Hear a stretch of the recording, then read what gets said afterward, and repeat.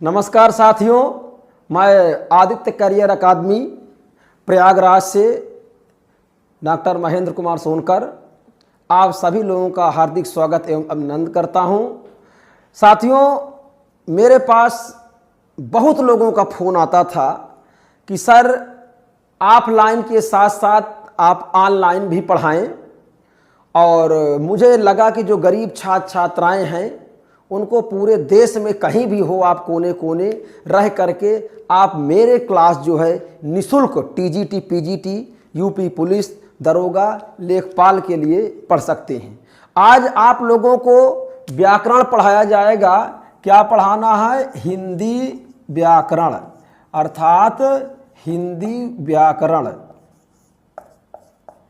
और हिंदी व्याकरण में, क्योंकि हमारे हिंदी व्याकरण की जो छोटी से छोटी व लघुत्तम इकाई होती है वह होती है वर्ण। क्या होती है? वर्ण। अब आपको यह ध्यान देना है कि सबसे पहले हम हिंदी की उत्पत्ति के बारे में पढ़ें कि हिंदी की उत्पत्ति कहाँ से हुई है।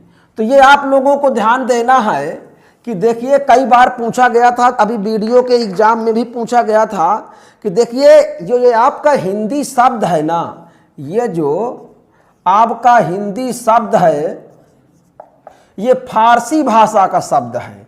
किस भाषा का शब्द है? फारसी भाषा का शब्द है। कई बार पूछा जाता है कि हिंदी शब्द किस भाषा का शब्द है, तो फारसी भाषा का शब्द है। और हिंदी शब्द का अर्थ होता है जो हीनता को नष्ट करे।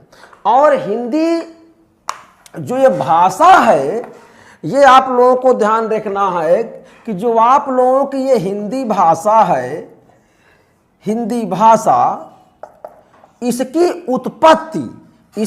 उत्पत्ति जो है अपभ्रंश से हुई है। किससे हुई है? अपभ्रंश से हुई है। इसीलिए अपभ्रंश को हिंदी भाषा की माता या जननी कहा जाता है। क्या कहा जाता है? माता या जननी। ये पूछा जाता है कि हिंदी भाषा की माता या जननी किसे कहा जाता है, तो अपभ्रंश को कहा जाता है। और हिंदी भाषा की आदि माता, अक्सर बच्चे क्या करते हैं कि हिंदी भाषा की जननी या माता कौन है, संस्कृत लगा देते, जो कि गलत है।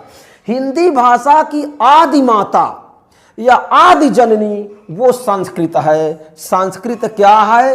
हिंदी भाषा की आदि माता या आदि जननी, आदि माता या आदि जननी, अर्थात आदि जननी।